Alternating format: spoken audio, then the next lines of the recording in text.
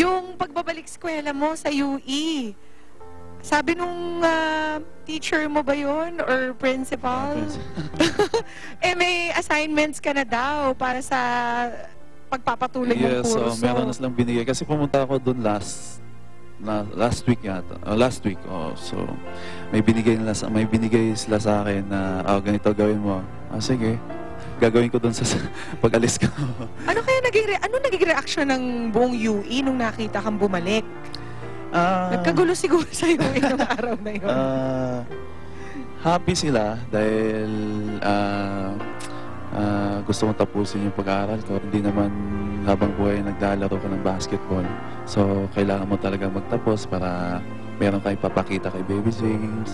Sobrang blessed ako dahil very supportive sila sa decision ko na magbalik ako sa UE. So, handa silang tumulong sa akin. Anong mga pangarap mo para kay Baby James?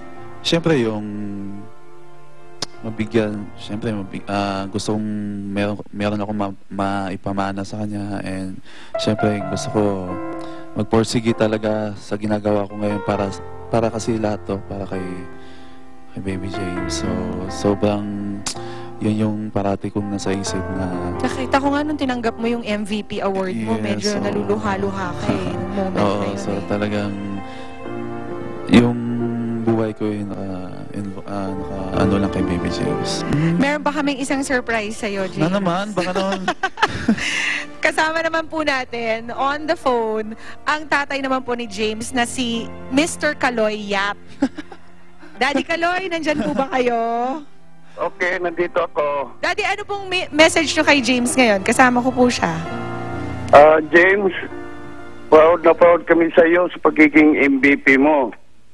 Kahit marami ka ng pinagdaanan ngayon, nanatili kang matibay at profesional.